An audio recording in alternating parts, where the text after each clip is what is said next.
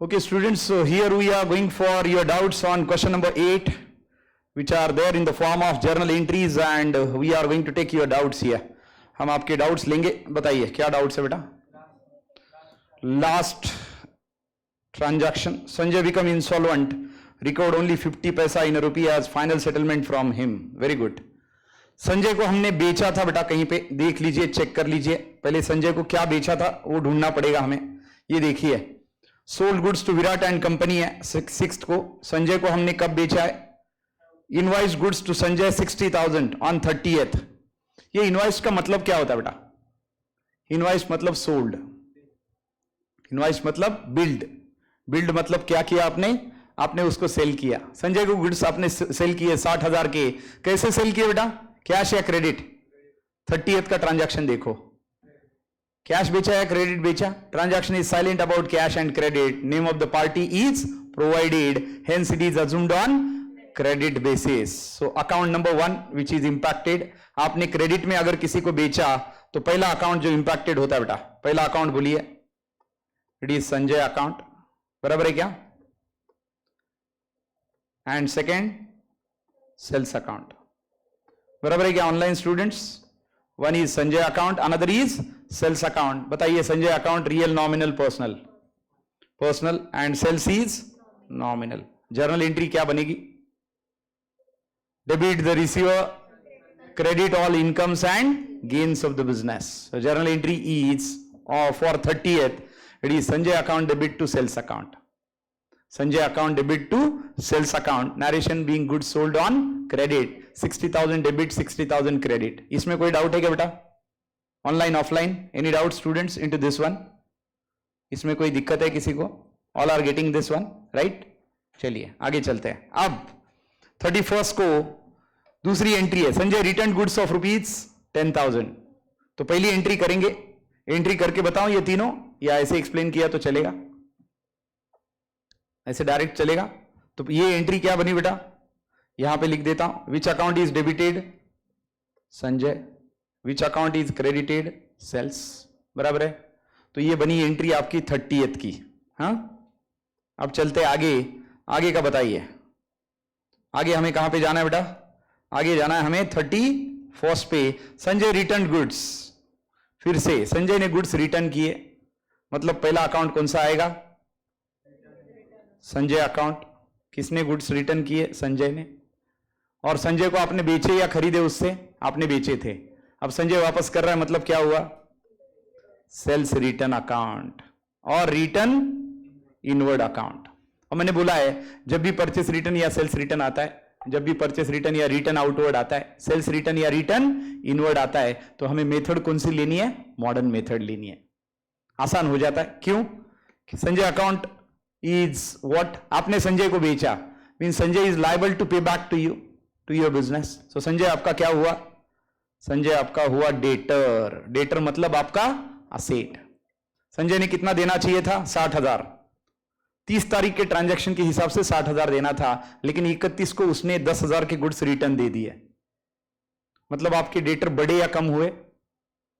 Debtor पहले थे 60, अब 10,000 वापस आ गए, तो डेटर आपके कम हो गए, मतलब असेट आपका कम हो गया. 60 आने थे, अब कितने आएंगे? 50. So this is decrease in debtor, yes or no? So this is decrease in asset. तो इसको मैं बस साइन करता हूं डिक्रीज का. ये देखिए डिक्रीज वाला एरो बता दिया यहां पे. सेल्स आपने किया था 60,000 का, लेकिन सामने वाले ने 10,000 के गुड्स वापस दे दिए, तो आपका इनकम बढ़ रहा था 60,000 से, अभी 10 कम हो गया 10,000 से. So income is increasing or decreasing because of sales return? Income is decreasing. So इसको बुला सकता हूं, sales return is what exactly? It is basically income, and that to this income is also decreasing. ये income भी आपका घट रहा है. 60 होता तो ठीक था, लेकिन 60 का अभी कितना हुआ? 50, मतलब 10,000 आपका इनकम कम हुआ. Decrease in income is debited. Decrease in income is debited. Increase in income is credited. तो decrease in income is debited मतलब सेल्स रिटर्न क्या होगा? डेबिट होगा. और asset, if increase in asset it should be debited, decrease in asset it should be credited. मतलब sales return की एंट्री क्या बनेगी? सेल्स रिटर्न की एंट्री बनेगी It is sales return or return inward account debit to Sanjay account. और narration लिखेंगे बेटा, being goods returned back by Sanjay. Being goods returned back by Sanjay. अब बेचा 60 का, वापस आए 10, मतलब संजय ने आपको पैसा कितना देना है?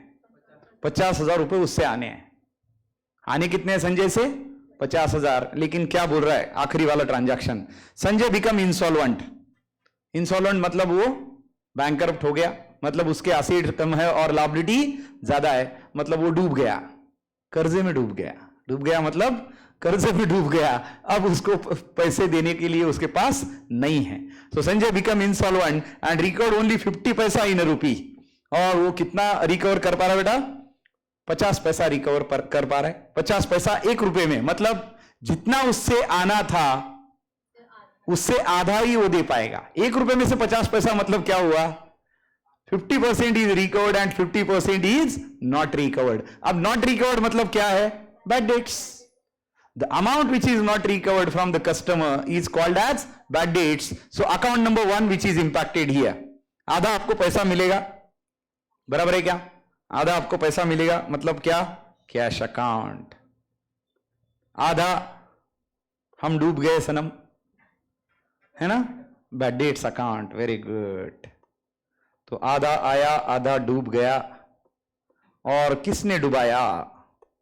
संजय ने डुबाया. संजय रे संजय तेरा भला हो, और बचे वाले 50 पैसे भी तू जल्दी दे दे, ऐसी उम्मीद अपन कर सकते हैं. Cash account real nominal personal students, an asset real account. Bad debts nominal, it is a loss, and Sanjay personal account. Debit what comes in the business. पैसा तो आपको मिला है क्योंकि संजय ने आपको डुबाया है.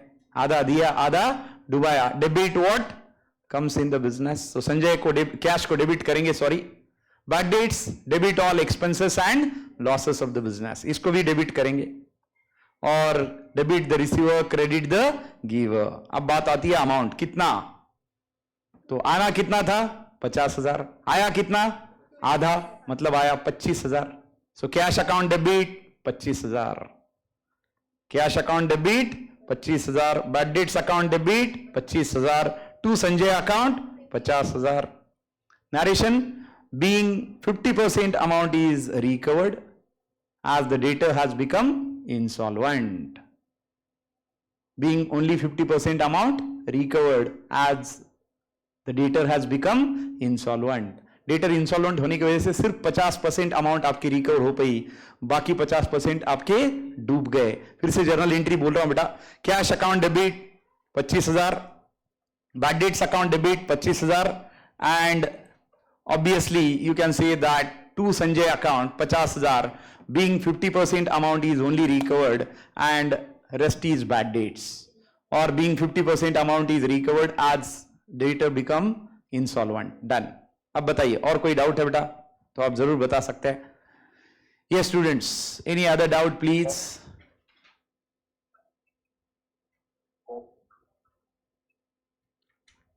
Online students, I think Isha is there, Saurabh is there, Ganesh is there. Any doubt students?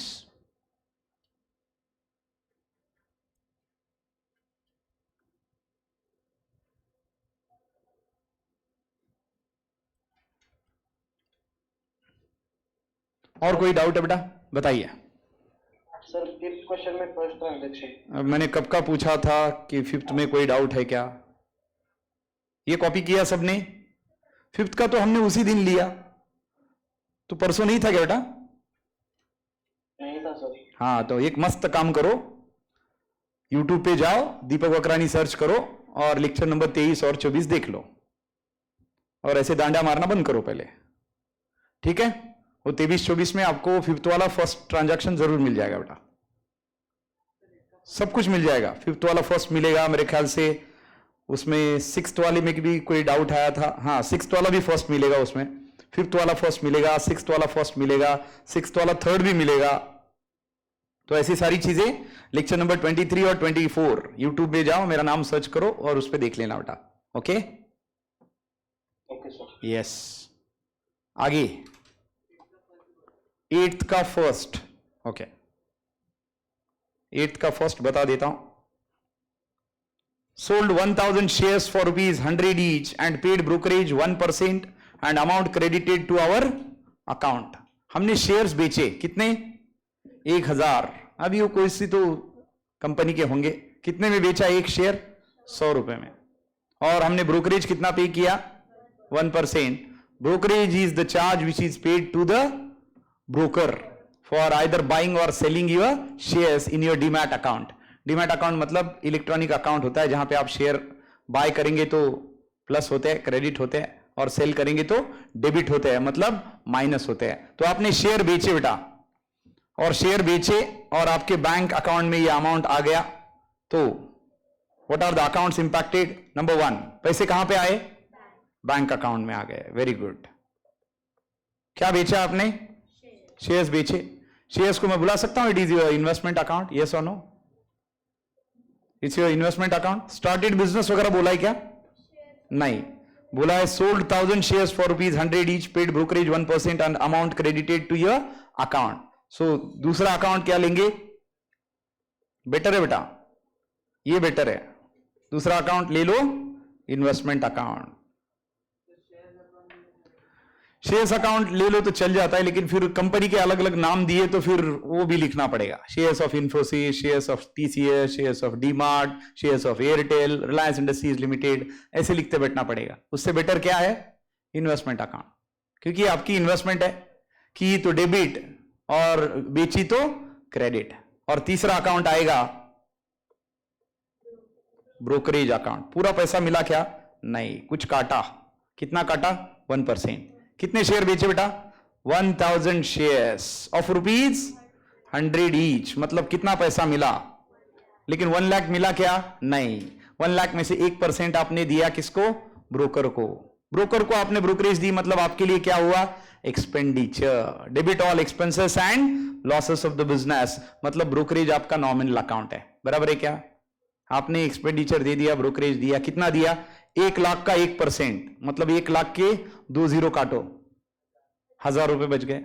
मतलब 1 लाख में से कितना माइनस करूं? 1000 माइनस करता हूं, मतलब तुम्हें कितना मिला?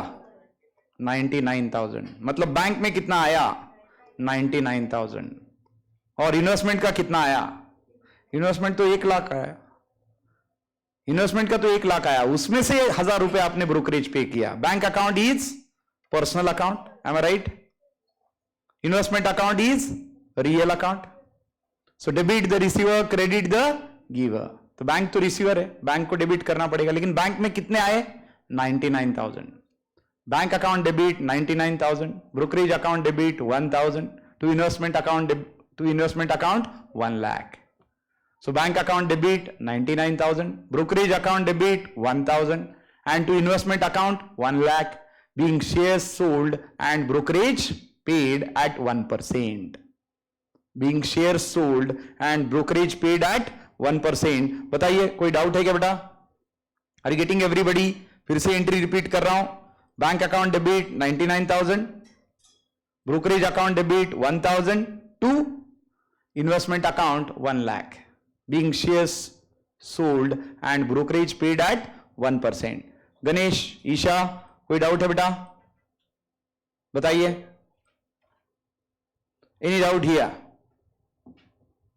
Yes or no? Good. Ganesh, कोई डाउट है? Saurabh, Ganesh, Isha, turn on your cameras. Your cameras are off. And I told you a number of times that never turn off your cameras. और कोई doubt है? Done? चलो, अब कौन सा सम करना है हमें? 9th वाला. 9th वाला थोड़ा अलग है. क्या अलग है 9th वाले में? 9th वाले में ओपनिंग बैलेंस आपको दिए बेटा. Just let me open OBS दे. सॉरी, ओबीएस नहीं, वन नोट चाहिए मुझे.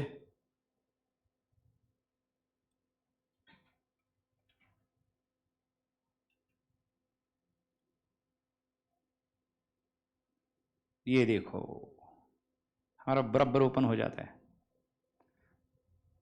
भला हो किसी ने स्केल दिया था, वो अभी भी यहाँ पे है. भगवान उसका भला करे. वो लेके नहीं गया अभी तक। चलो अच्छा है। अब मैं ये अपनी समझ लेता हूँ, स्केल एक्सपर्ट की समझ लेता हूँ, जाने दो, यहीं पे रख देता हूँ, है ना।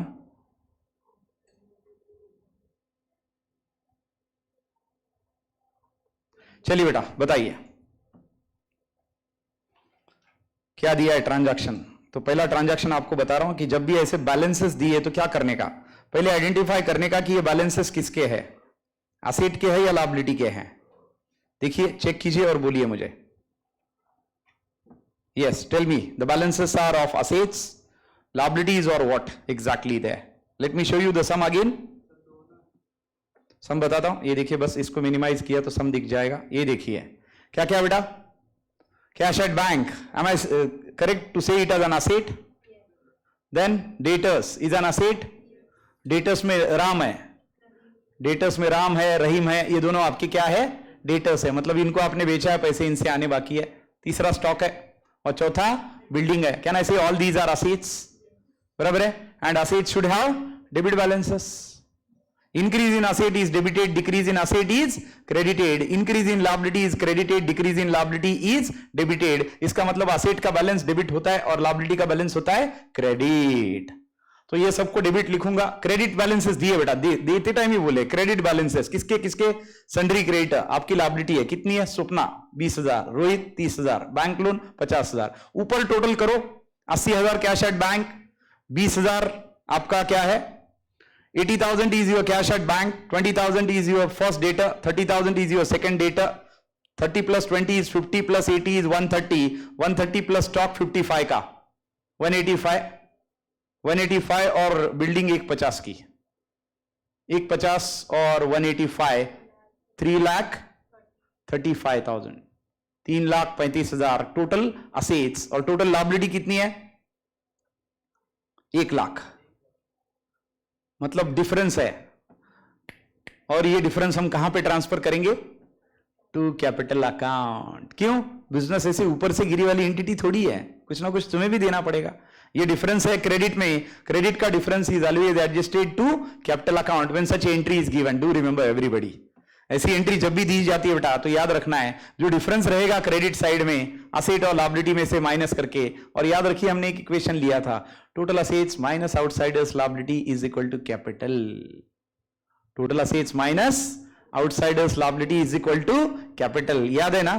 तो ऊपर टोटल असेट है, नीचे आउटसाइडर्स लायबिलिटी है, तो बचा क्या, कैपिटल। कैपिटल तो दिया नहीं, तो बचे वाला क्या रहेगा, कैपिटल अकाउंट रहेगा। मतलब एंट्री क्या बनेगी, cash at bank account debit 80,000, sundry debtors account debit 50,000, stock account debit 55,000, building account debit 1,50,000 to creditors account 50,000, to bank loan account 50,000 और to capital account 2,35,000। being balances transferred of assets and liabilities and difference is adjusted in capital। क्या बोलना है, being balances are transferred to assets and liabilities and difference is adjusted in capital account। बराबर है, क्या समझ में आया क्या बेटा, बताइए। anybody any doubt into this one? उन्होंने बैलेंसेस जब भी दिए बेटा तो याद रखना असेट का लेना है, लायबिलिटी का लेना है और बचे वाला डिफरेंस आपको एडजस्ट करना है किसमें, कैपिटल में। चलिए एंट्री करके बताता हूं, अभी आप देख सकते हैं यहां पे on the screen I am doing this entry for you. So किसके बुक्स अकाउंट्स में है ये एंट्रीज, तो ऊपर हेडिंग देना है journal entries in the books of hero enterprises. चलो अच्छा है, हीरो को देखने का मौका मिला हमें, तो हीरो के बुक्स में एंट्री करते हैं, journal entries in the books of hero enterprises. उसके लिए अच्छा वाला कलर चूज करते हैं, पिंक अच्छा है। चलो सो जर्नल एंट्रीज, ये पिंक नहीं है, रेड है मेरे ख्याल से, है ना। Journal entries in the books of what, in the books of Hero Enterprise. कौन से मंथ के लिए बेटा,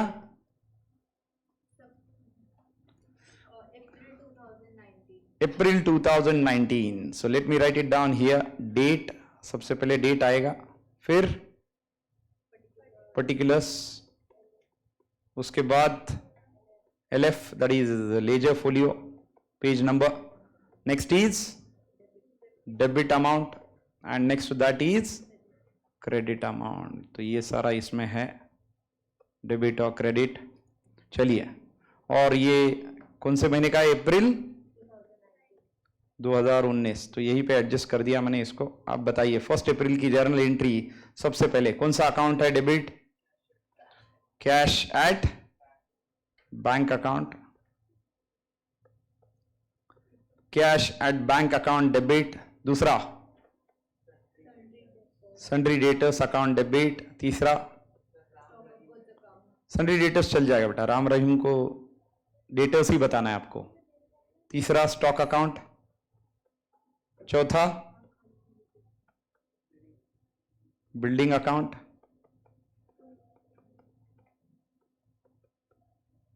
और 2 sundry creditors account. 2 bank loan account. और कैपिटल के लिए मैं कलर चेंज करता हूं क्योंकि कैपिटल बैलेंसिंग फिगर रहेगा. बराबर है ना? है या नहीं? 2 कैपिटल अकाउंट. इसको मैं स्टार मार्क भी करता हूं क्योंकि ये बैलेंसिंग फिगर आएगा. अब बताइए कैश एट बैंक की amount. Cash at bank is 80,000. Debtors दोनों मिला के 50,000. स्टॉक 55,000. बिल्डिंग 150. सारा टोटल मिला के 3,35,000. रफ में आपके लिए लिख रहा हूं बेटा, आपके नॉलेज के लिए. क्रेडिटर्स कितने हैं? 50,000 दोनों मिला के. बैंक लोन 50,000 का, मतलब 3,35,000 में से 1,00,000 की लायबिलिटी चली गई. तो बैलेंस कितना बचा? 2,35,000. And that is your balancing figure in the form of capital. तो ये 2,35,000. What should be the narration? Being balances of assets comma liabilities are transferred and balance is adjusted. Balance कहां पे adjusted करेंगे? To capital account. This is what the narration, my dear. I hope you got the entry, everyone. So ये इतनी लंबी entry है but कोई problem नहीं. समझ में आया तो length is never a question. Am I right? तो यहाँ पे एंट्री खत्म होती है and I hope everybody has got this entry. कोई डाउट है तो आप जरूर पूछ सकते हैं बेटा. Any doubt into this one? Clear everybody? I think such one of the entry is given in question number 10 as well. वो भी इसी तरह से करनी है. पहले assets फिर liabilities और बचे वाला total assets minus outsiders liabilities is equal to capital और net worth.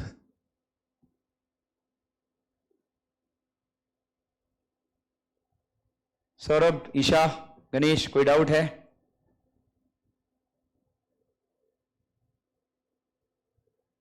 Yes students, any doubt?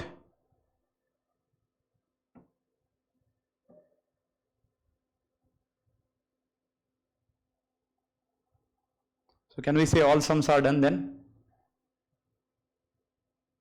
हाँ, 10 तक अभी कोई डाउट नहीं है तो तुम्हारे नोटबुक में छप जानी चाहिए हो. और मुझे क्या चाहिए? इसका एक PDF मस्त बना के कल मुझे भेजना है.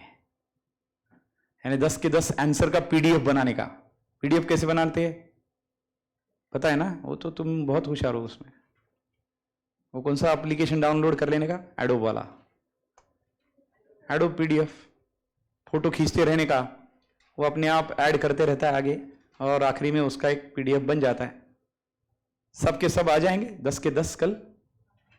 एकदम अच्छे से बनाने का नोटबुक में, ऐसा लगे कि नजर ना लग जाए उसको, है ना? एकदम मस्त बनाने का. कल छुट्टी है क्या? नहीं ना? तो कब बनाओगे फिर? मस्त शाम को खाना खाने का, आज रात में मस्त होमवर्क करते बैठने का 10 क्वेश्चन का. पहले तो हुए मेरे ख्याल से, बहुत सारे तो आपने कर ही लिए, एक आधा पेंडिंग होगा, उतना कर लो। हाँ 9th में यही प्रॉब्लम था, तो ये बता दिया मैंने अभी। आ जाएंगे सबके एंट्रीज कल, या दशहरे का एक दिन दूं, थर्सडे को एक्सपेक्ट करूं? परसों है तो 2 दिन एक्स्ट्रा दे देता हूं। थर्सडे को सुबह मुझे सबके आंसर आ जाने चाहिए, है ना? आ जाएंगे ना सबके आंसर? Very good.